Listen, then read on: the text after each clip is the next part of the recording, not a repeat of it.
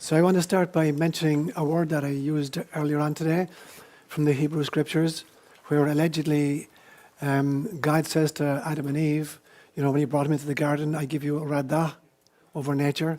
And radah, as I explained, has three meanings in Hebrew. It is to exploit or dominate, or to be responsible for and to tend. And after the agricultural revolution particularly, we chose the first two meanings. Now, this word radah, in my opinion, is true not just of our relationship with nature, but it's true of the relationship between the oligarchy and the masses. That people with leadership skills, particularly elected officials, should be tending, being responsible, being of service to, and instead very, very often in every culture I've ever lived in, they tended to use it to exploit and to dominate. And so the notion of radah is not just defining our relationship with nature, it defines our relationship between the leadership and the rest of us. Now, we have a proverb in my language, Irish, that says, Rawa idir our dawl, which means a choice between two blind goats. So you go to the market and you want to buy a goat. A goat is very important in Ireland. A goat was the leader of a herd of cattle. If you had cattle in Ireland, the goat would eat all the stuff that was bad for the cattle and keep the cattle safe and lead the cattle to where the pastures were. So a goat was very important. If you had a herd of cows in Ireland, you needed to have a goat. So a farmer goes to the marketplace on a market day to buy a goat, and there's only two goats left. And they're both blind. They're totally useless. So we say, Orawa idir chawar dawl. Now, I'm probably going to step on everybody's toes by saying this next statement.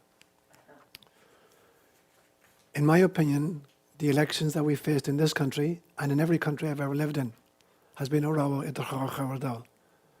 We got a choice this time, and I'm choosing these words very carefully as a psychologist. We got a choice between a narcissist and a psychopath. And what the electorate did, in my opinion, was a third of them, faced with that choice, decided not to take part in the electoral process. A third of them opted for a narcissist over a psychopath, and the other third opted for a psychopath over a narcissist. So, and this is not just true of this country in this election. Every single election we've faced, people have been proposed to us, and it's not a free election. We don't elect leaders in this country or in any country I've lived in. We select among preordained or pre-programmed candidates. So the best example I can think of, and I don't know if you're aware of this in this country, there's a show, particularly in England, which is very, very popular on beachside towns called Punch and Judy. Have you ever seen it? And there's a puppeteer inside in the booth, and there's two pop sockets. One guy with a kind of a baton, he's beating the crap out of the wife. One's just punching the other's Judy. And there's this dialogue goes on, and crowds gather around, and they're egging on both people. Yeah, hit her, go on, hit her again. No, talk back to him, give him guff. And what's happening is, we're watching a Punch and Judy show. And one socket we call the Democrats, and the other socket we call the Republicans. And it's the same in Ireland. There's, 2 or 3 in Ireland. It's the same in Africa. It's the same all over the world. And we're mesmerized by the show, and we're being egged on to take sides and to take partnership. Meanwhile, confederates of the puppeteer are walking through the crowd picking their pockets.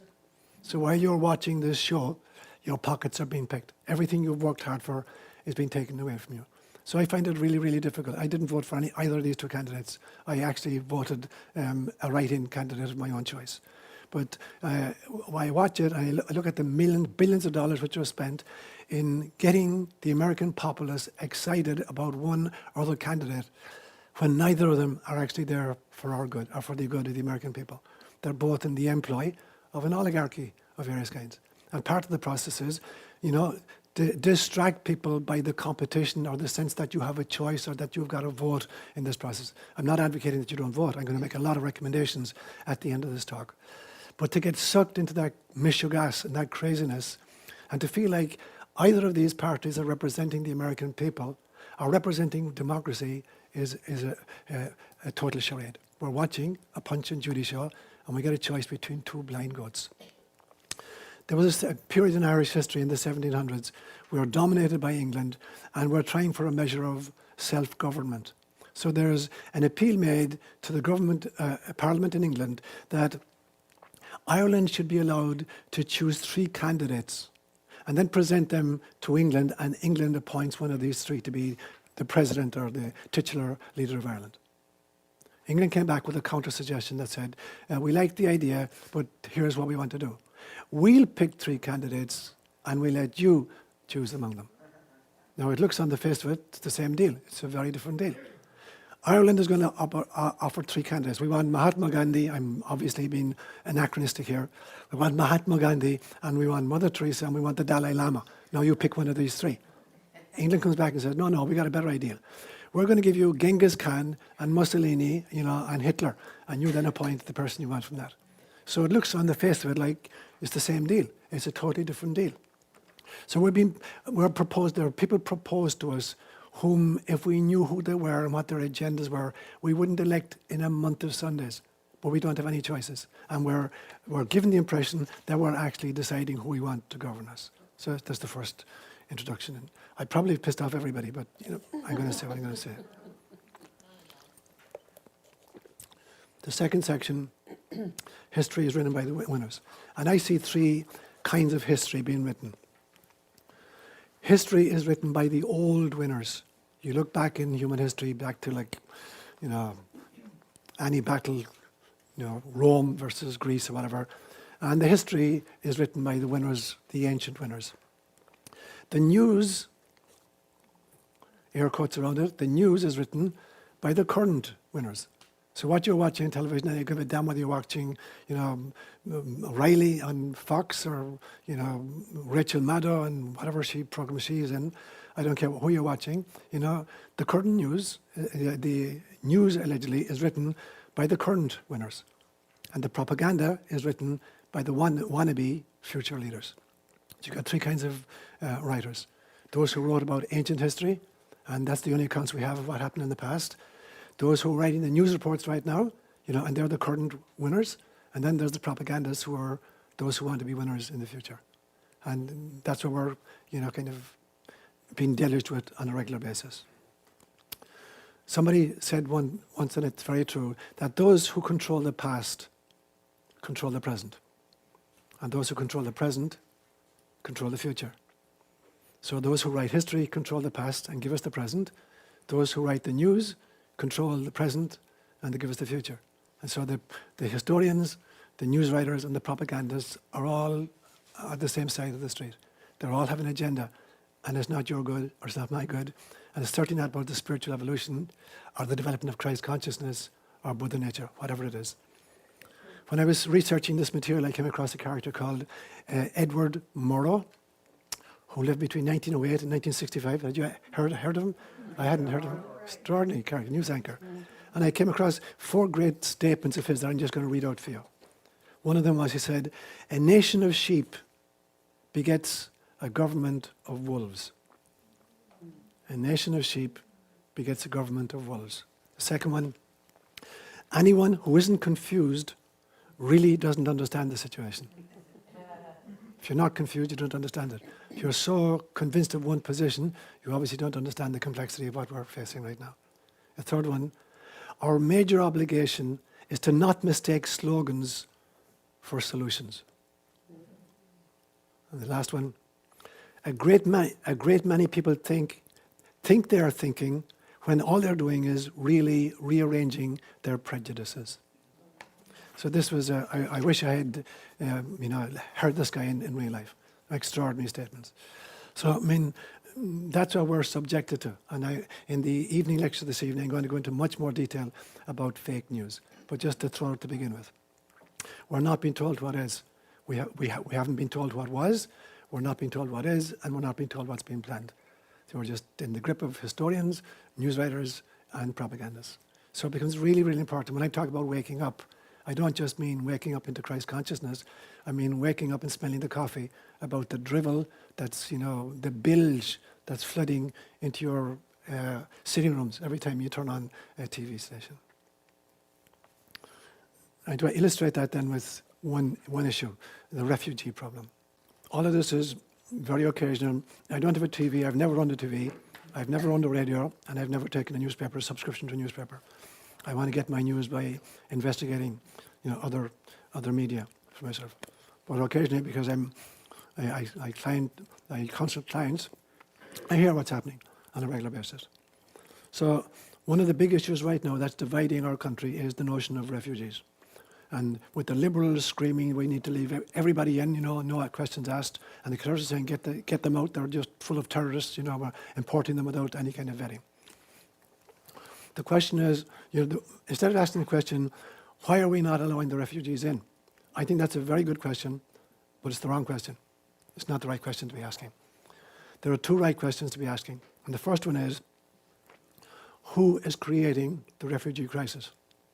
And the answer is very simple. The United States of America and NATO is creating the refugee problem.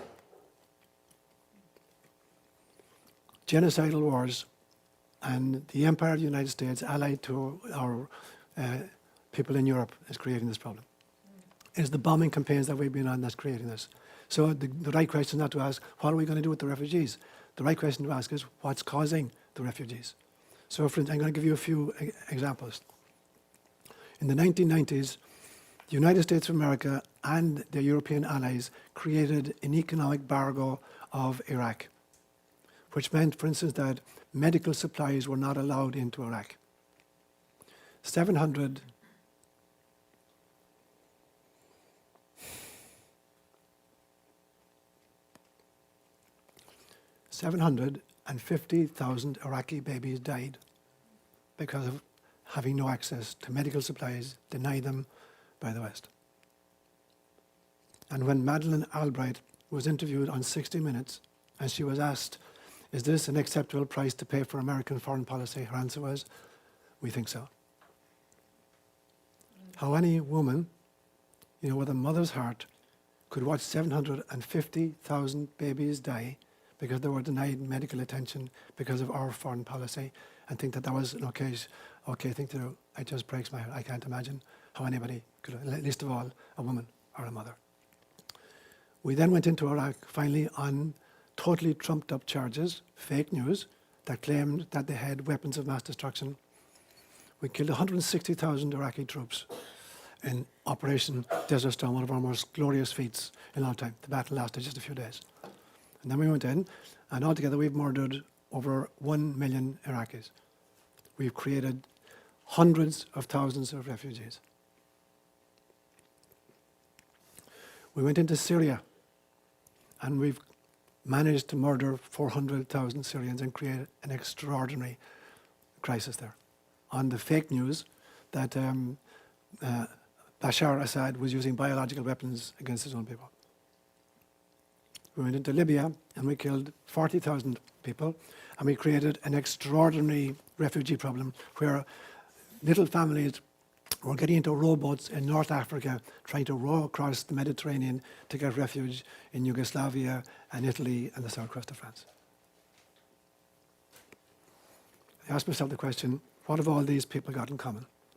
There's more than 2 million people killed and these millions of refugees created. And they all have 3 strikes against them. They're all Muslims. All those people killed are Muslims. They're all key producers or conduits for oil. And they were all attempting to leave the dollar, to break away from this international monetary cartel based on the petrodollar. All of these countries were making efforts to break away from that. There was a document created in the late 1990s called A Vision for a New American Century, where it indicated country by country which countries were going to be invaded and wiped out. And these were among the lists. Also the Sudan. And when Obama finally talked about the pivot towards Asia, there are 2 other big countries that are breaking away from the American petrodollar. Russia and China.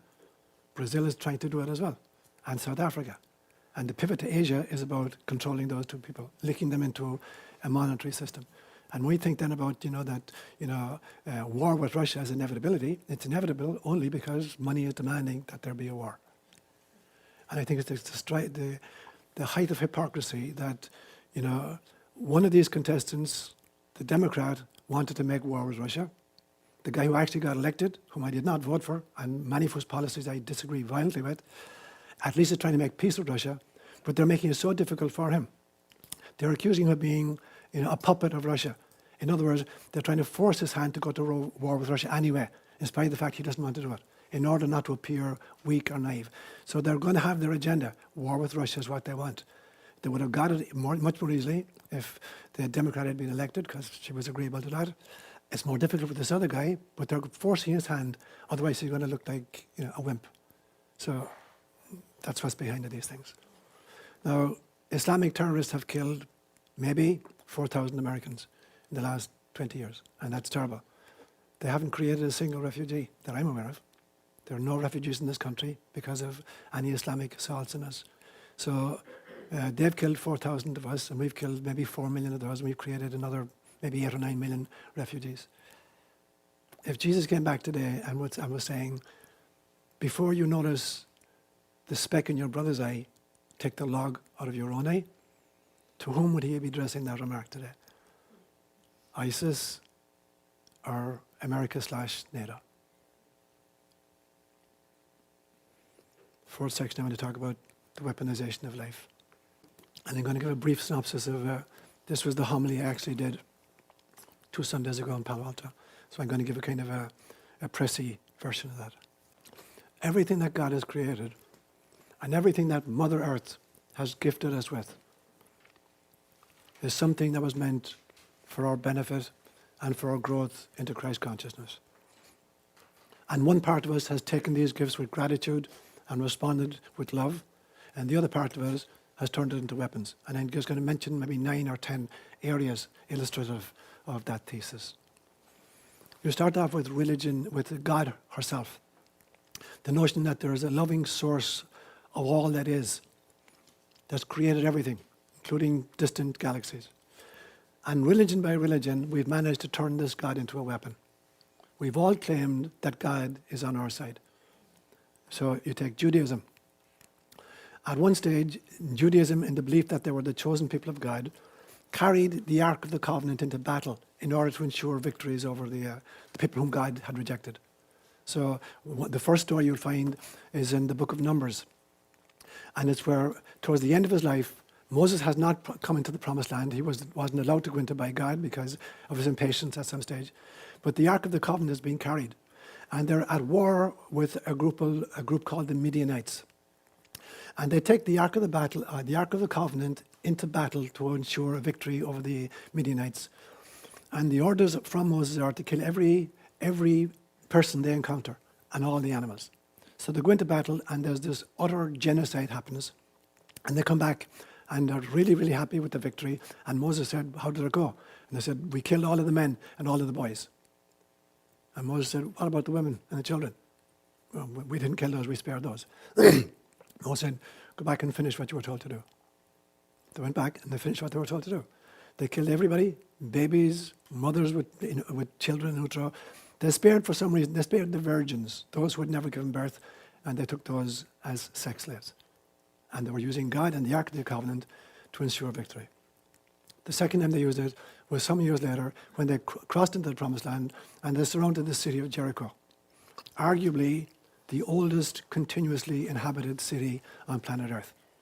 And they marched around the city 7 times allegedly, the priests playing the trumpets on God's order, carrying the Ark of the Covenant, and the walls collapsed. And the last injunction was, every man, every soldier goes straight ahead, kill every man, every woman, every child, every ox, every ass, and every camel. They wiped out all life forms in the city as they carried this Ark of the Covenant between them. So they tried it a third time. They're now in the land of Israel, and they're trying to conquer it, and it's going to take them 200 years. They go in the year 1210 BC. They won't capture Jerusalem until 1010 BC. So for the 200 years, they're fighting battles against the people who live there. And the biggest difficulty they have is with the Philistines. So in one particular battle, they go into battle against the Philistines, and 40,000 Israelite soldiers are killed. 4,000 Israelite soldiers are killed. They come back and they report to the leaders, here's what happened. And the leader said, we forgot to take the Ark of the Covenant with us. So they sent to Shiloh. They don't have Jerusalem captured yet, so there's no temple. The temple won't be built until 950 BC. So the Ark of the Covenant is housed in a town called Shiloh in a wooden structure. They take the Ark into the battle against the Philistines, and now the Philistines kill 40,000 of the Israelites. And now they come back and they're really pissed with God. How could you do this? We carry the Ark of the Covenant in the battle and you let us down. So the notion of weaponizing God is a very, very old. All groups have done it, not just Judaism. Christianity did it. That the Christianity based on the teachings of this extraordinary avatar who said, love your enemies, pray for those who persecute you. If somebody slaps you on one cheek, offer them the other. Somebody steals your coat, give them your vest as well. Somebody forced you to walk 1 mile with them, volunteer to go a second mile. By the 12th century, crusaders were marching across Europe, killing Greek Orthodox Christians, killing Jews, and killing Muslims with the big red crosses on their chests as they walked in the battle. And years later, as they're leaving the Middle East and coming back into Europe, the last thing the survivors saw was the cross of Jesus Christ on the back of the tunics of these people. So we'd weaponize God, and Christianity weaponized God. As we tore people limb from limb during the Inquisition, which went on from 1231 to 1826. The last person was killed, executed under the Inquisition in 1826. It didn't just end with Isabel and Philip in 1492 in Spain. As we tore people limb from limb, we did it with a crucifix held in front of them in the name of Jesus, who said, forgive your enemies. In 1571, we even weaponized Mary. There was a very famous battle on the 7th of October, 1571, between the Ottoman Turks and Christian Europe. And the Pope at the time, a guy called Pius V, pleaded with the people of Europe to start praying the Rosary to ensure a Christian victory. And they had an extraordinary victory. And October the 7th was set up as the Feast of the Holy Rosary. They're now weaponizing even Mary. Even Mary, the mother of Jesus, is being weaponized. Now this really breaks my heart as an Irishman particularly.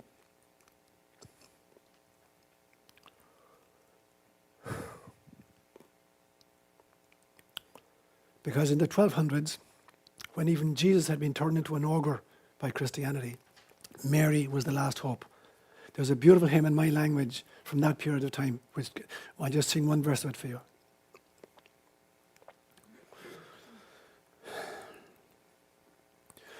Ismahan vani muravun, mohir ordri nosloshir, ban la hermanadiyam, ban la gashkter faraganri.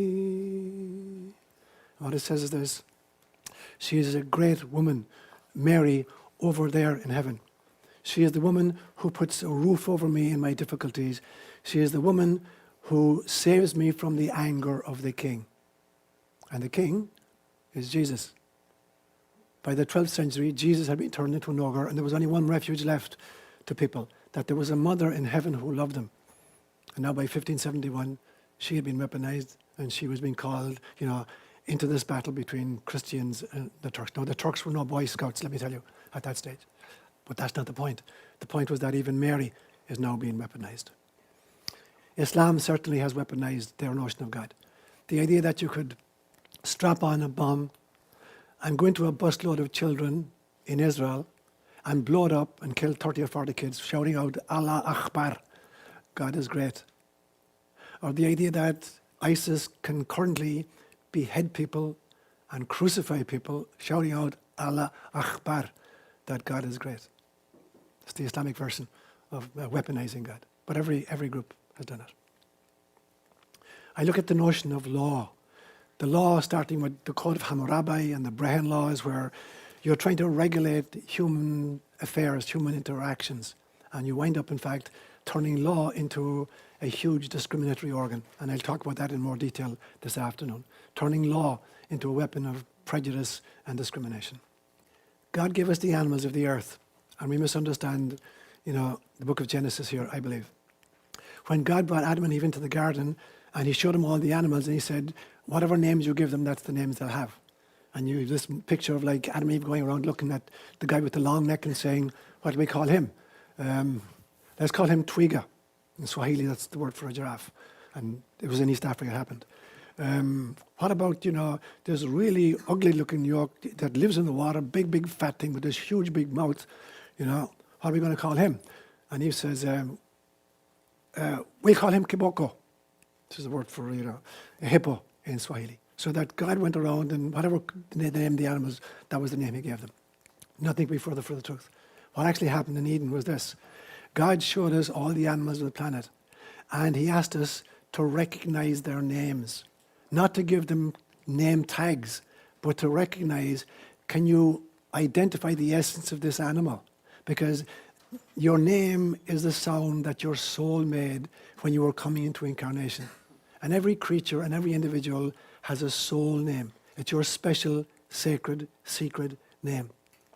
And you can't be in a relationship with anybody until you resonate with their soul name, even if you can't articulate it or sound it out. That's what creates great relationships. The fact that two souls are singing because they've recognized each other's names. That's what the invitation was to Adam and Eve. Can you go into this garden in which I've created, partners for you? And can you sing their soul songs? Can you recognize what their names are? That's what naming the animals actually meant, not hanging identity tags on them. So we could distinguish between a giraffe and a hippo. What have we done? We've taken these creatures, and initially we domesticated them. That's okay. But then we weaponized them. So you take, for instance, the dog, allegedly man's oldest friend.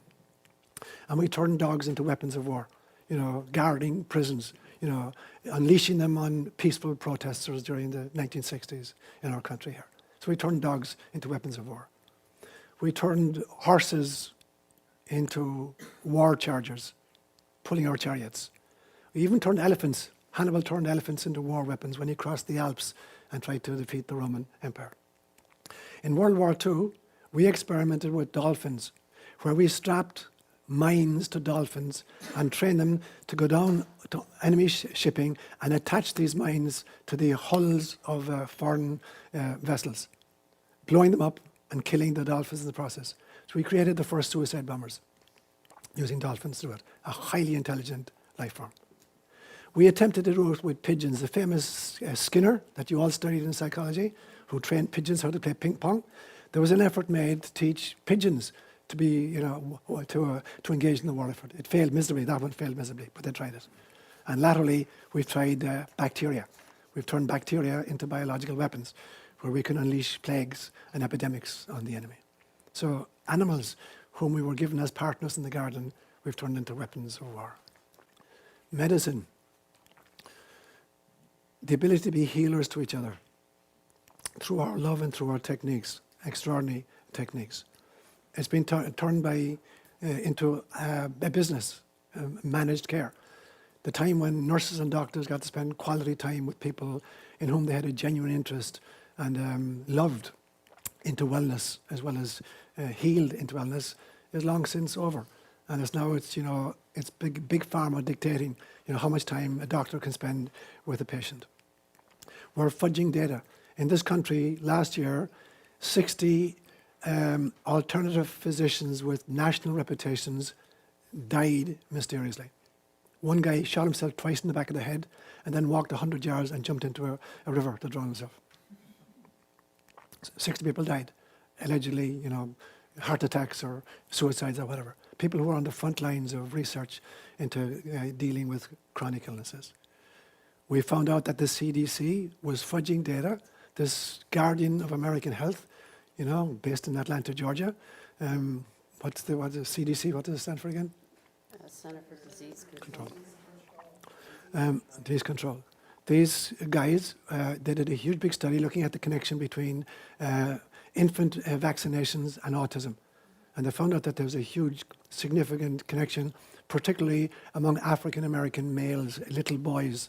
And the data were fudged completely and destroyed. And now a whistleblower has blown it, and there's an investigation begin. It'll be interesting to see how far that gets. So we've turned medicine into just an opportunity for big pharma to make lots of money on the heels of the illnesses of the people. You look at education, what we've done with education.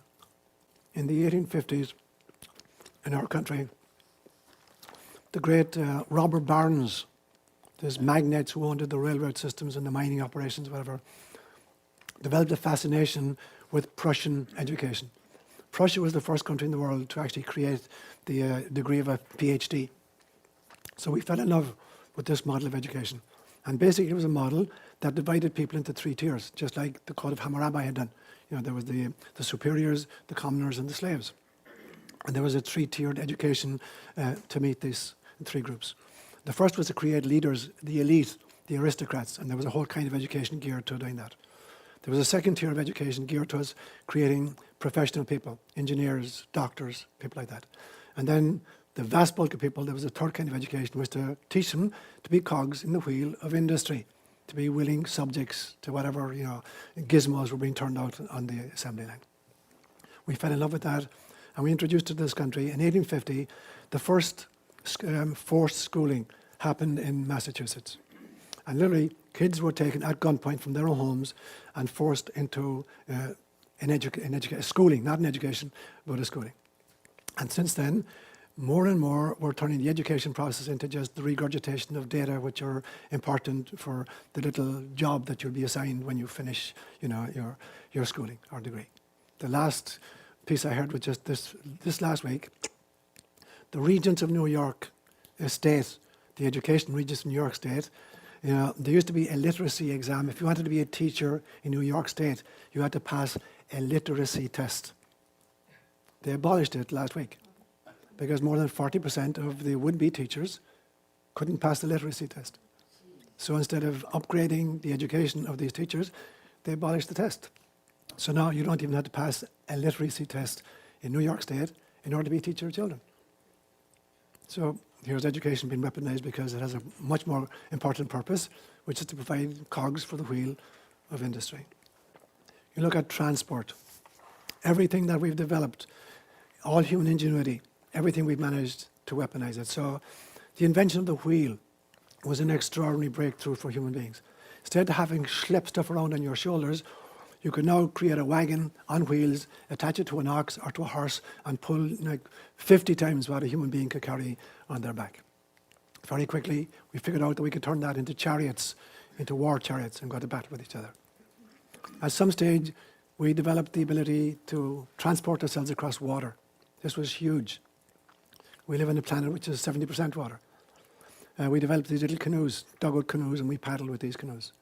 With a short period of time, these had developed into Spanish man-of-wars, and now battleships and cruisers and aircraft carriers. So we turned this into a weapon of war.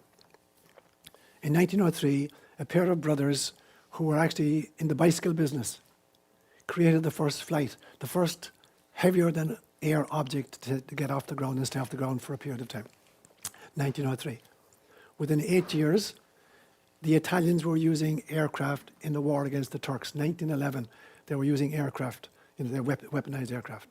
And by World War I, when it began in 1914, we had developed it, and we've gone from there to develop all kinds of fighter craft and bombers and in-flight, refueling kinds of techniques. So we've managed to turn all kinds of transport into weapons of war. You look at agriculture. Agriculture has been turned into agribusiness. Monsanto had made an agreement with the Indian government where it is illegal for Indian farmers to use seeds from last year's harvest to plant this next year's harvest. They go to jail if they attempt to do it. Thousands of Indian farmers every year commit suicide because they can't provide for their families, because they'll go to jail if they attempt to use seeds which have been produced for the last 10,000 years since the agricultural revolution to create food for our families. It is illegal in that country to attempt that. They're increasingly trying to make this the law in other countries. The Bechtel Corporation, about 15, 20 years ago in Guatemala, made a deal with the Guatemalan government that Bechtel owns all the drinking water in Guatemala. It is illegal for somebody in a shanty town with a tin roof on their hut to put a barrel at the end of it to collect rainwater to drink. It's illegal, and you can wind up in jail for collecting rainwater to drink, because all the rainwater in the country belongs to Bechtel Corporation. We've poisoned our land through pesticides, herbicides, GMOs. We're killing bees and monarch butterflies. We poisoned the air with chemtrails. We poisoned the oceans. There is a garbage patch in the North Pacific, which is bigger than the state of Texas, the result of garbage being dumped from the west coast of America and the east coast of Asia. And our drinking water has been destroyed by fracking and other various things. So agriculture has been hijacked by Monsanto and the big corporations. And it's a process called the revolving door, a system in Washington, D.C., where people from these big pharmaceutical industries or agricultural industries will temporarily resign their positions as, CEOs or CFOs or whatever, get appointed to the USDA or the FDA, make sure legislation favourable to their industry gets enacted, and then resign from that position and go back and take up their positions with Monsanto or Bechtel or whatever. It's called the revolving door. We've weaponized our food sources. After the Industrial Revolution, where we managed to produce food in such quantities that we had huge surpluses, we very, very quickly discovered that since people were now storing their excess food or their surplus food for future times, you could go in and burn their granaries and just wipe out the family. You didn't have to kill anybody, wipe out their food source. And within 3 months, everybody was dead. Or you could go in once the wheel had been invented and you could steal it, because now you had ox-drawn plows that could schlep their food supply. You could then hoard this food, this surplus food that you'd gathered, and become a king and dole out the food according to people who were loyal to you or to your regime. And then finally, you could not only just steal their food, you could poison their soil. So a favourite weapon of the Romans, once they'd conquered an area and the area had revolted, they would go in and they would seed the earth with salt. It meant nothing would grow there for 20 or 30 years if you put salt in the ground. So after, for instance, the Romans finally captured Jerusalem in the year 70 AD, after a 4-year struggle, a rebellion, when they finally captured the city in 70 AD and destroyed the city and destroyed the temple, they seeded all the area, all the agricultural land around Jerusalem to make sure it couldn't provide food for anybody for 20, 30 years. We invented fire 300,000 years ago. Some hominid group invented fire. And we used fire to warm ourselves, to create light for ourselves, torches, to protect ourselves against wild animals, and to cook our food. There's not a single firearm on planet Earth right now, all the way from a pistol to an intercontinental ballistic missile, which is not just some version of fire. Even the nuclear bomb is a version of fire. So we've taken this extraordinary gift and we've weaponized it. And finally, science and technology. It used to be that weapons were kind of a side effect as human beings were creating, canoes, or discovering fire, or learning how to harvest food. The weaponization of that product was kind of a byproduct. It kind of happened after the fact. It wasn't the intended hope of the person who created or invented or discovered it. It was just a kind of a side effect that happened much, much later. Now, the vast bulk of our technology is funded by groups like DARPA, the Defense Advanced Research Projects Agency. And the research money in a lot of universities now is dedicated to creating weaponry. And occasionally, there's a byproduct which is useful to people, but that's not the intended reason for it. And so, for instance, when you look at the GPS system or our computers or the internet, they're just accidental byproducts of technology developed for weaponization. The computer was invented in order to deliver bombs accurately. The GPS system was delivered in order to be able to locate very, very precisely a target, so you could send a drone halfway across the world and pinpoint a particular vehicle on a particular street in a particular city. It spilled out into kind of secular life for a while. The internet was developed, as a tool within the military as well.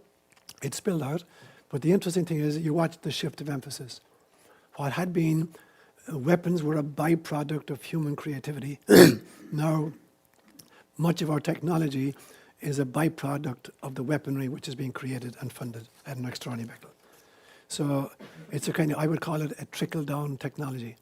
It wasn't intended for secular use to benefit humanity. It was intended as weapons, and their side effects or maybe their health benefits or agricultural possibilities resident in it.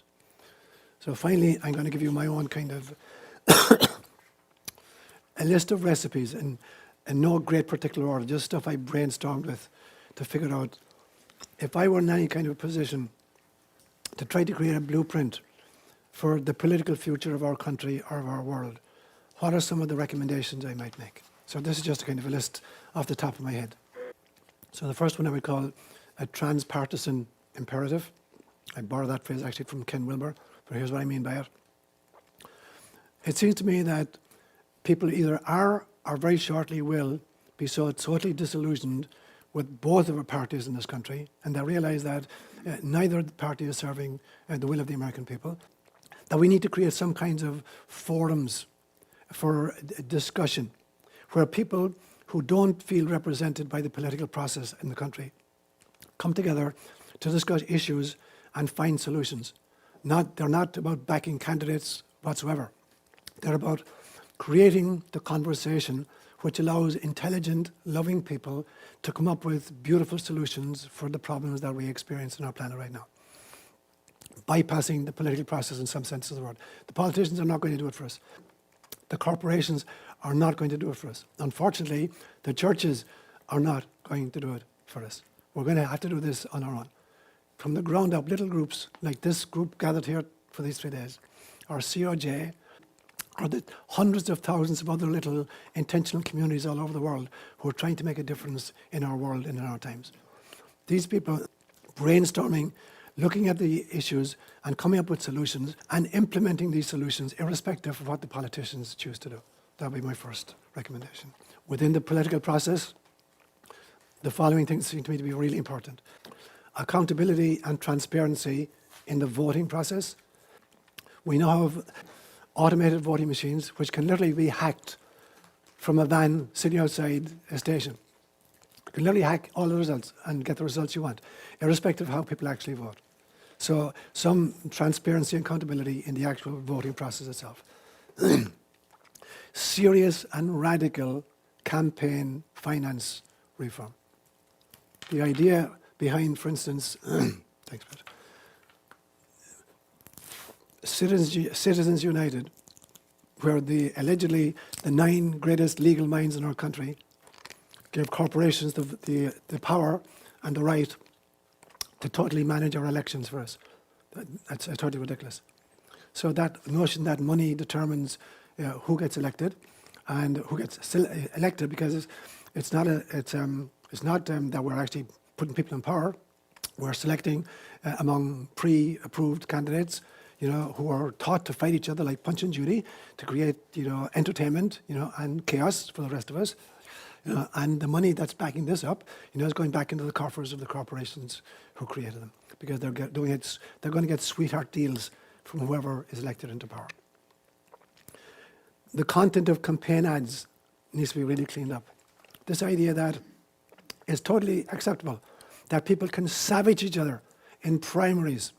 4 or 5 different Republican candidates can savage each other, in the course of the debates and the campaigns. And then when it's over and they picked one candidate to represent them, everybody is dead happy and they're all hugs. And now the campaign ads are against the person in the other party.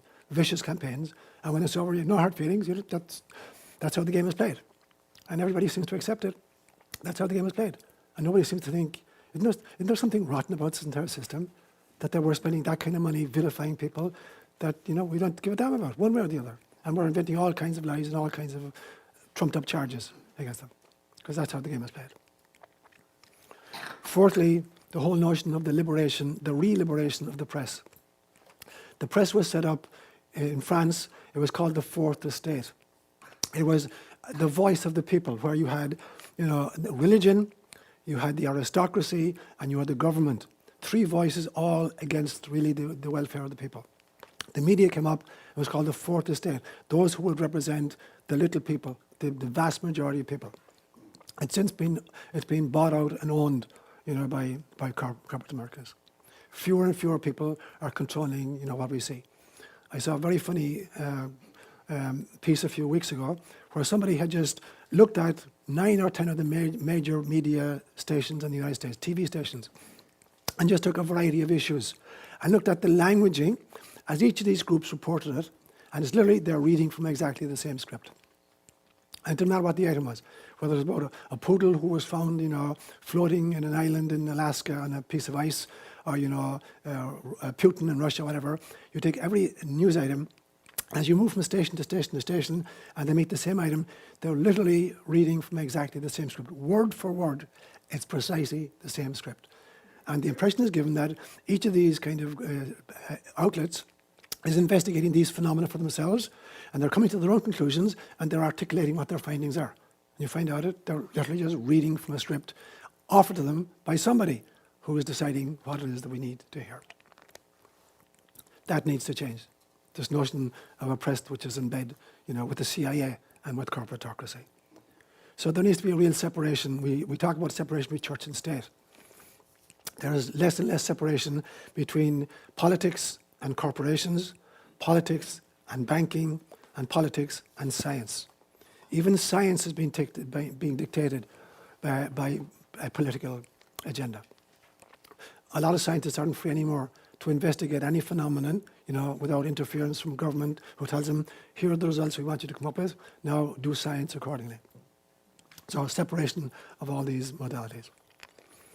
I think we need to kind of go through what leadership means. I see that I've outlined here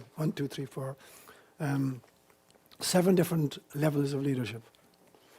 There are the leaders whom, when they're in power, either elected or self-appointed, are there for what they can get themselves. They become extraordinarily rich. And I've seen this all over Africa. Dictators who became literally multi-billionaires in the course of 20 years, having seized power in some kind of a coup d'etat. They're leaders only in the sense that they're using the resources of an entire country for self-aggrandizement. That's the lowest and the worst kind of leadership. The second one is people who get elected and they're going to repay their backers. They have no interest in anybody else, but they're going to repay their backers. The people who finance their campaigns are the people who are going to be served by the administration. We're going to give you sweetheart deals. We're going to create legislation which is beneficial to your corporation. So this is the second kind of leader, second worst kind, where I'm only going to kind of work for the good of the people who actually put me in power. The third level, in my opinion, is all of the voters. So I stand in a constituency and there are 4 candidates. I managed to get elected with maybe 30% of the vote. So 70% of the electorate didn't vote for me. Now, so I'm only going to serve those who actually voted for me. I give a damn about the 70% who didn't vote for me or don't want me, and I find out very quickly who they are. I can do demographic polls and find out that Hispanic Americans didn't vote for me, or Black Americans didn't vote for me, and I'm going to make sure that I'm going to create legislation that's for the benefit only of those who actually voted for me in my constituency. That's the third level. The fourth level is I get elected and I manage to represent my entire constituency, whether or not they voted for me. But I'm only interested in my constituency. I don't give a damn about the rest of the country. It's, what serves my constituency. I voted, I'm, let's say, a senator elected for California. I don't give a damn what's happening in Omaha, Nebraska. I don't give a damn what's happening in Kansas. I'm interested in what's going to benefit California and only California. That's the next level. The fifth level is somebody who gets elected, even if they're just a representative in Congress, from Palo Alto. But they're thinking as a nation. They're trying to think through every piece of legislation. Is this good for America? Whether or not it's not the ideal for, San Mateo County, which I'm representing, is it good for America? If it is, I'm going to get behind it. The second last one is I get elected to a position of authority. Let's say I'm elected to be the President of Ireland. And I'm thinking now, whom do I represent? Am I going to represent only Ireland's interests? Or can I stretch and begin to think as a citizen of planet Earth? Can I try to, organize Ireland and administer Ireland in a way that thinks globally about, starving children in the Congo? Can I think about that? Or am I just totally concerned that Ireland get a bigger slice of the pie? And the top leaders of all, in my opinion, are people, however they're elected, at whatever level of the game, whether it's a representative from San Mateo County or the President of Ireland, who are thinking of all sentient beings and thinking, how do we safeguard, legislate for, and protect all life forms on our planet? And for me, that's the apex of leadership. But how many people of that ilk do you know? Maybe the Dalai Lama, perhaps, or Bishop Tutu, Desmond Tutu. There are few. Maybe Martin Luther King would have been, or Mahatma Gandhi might have been, or Mother Teresa if she had gotten elected into any position. but they're very, very few and far between, and you're not going to find them in the political process. And mostly, you're not going to find them in the religious arena, and you're certainly not going to find them in corporate America. What would I do if I were in a position of power around foreign policy? I would certainly immediately ban torture of all kinds. The idea that you can extract information and it's never useful information, scientific studies have demonstrated that. People who are being tortured will say whatever they think is going to stop the pain. Whatever they think you need to hear, that's what they'll tell you. I would ban torture immediately. I would invite feedback from other cultures, and we're dreadful at that. America has the ability and the resources to be a shining light to our planet. But the brighter your light, the deeper the shadows you cast, unless you're open to feedback. Very bright lights create very deep shadows. And America could be a very, very bright light, and it's creating a very, very deep shadow internationally right now.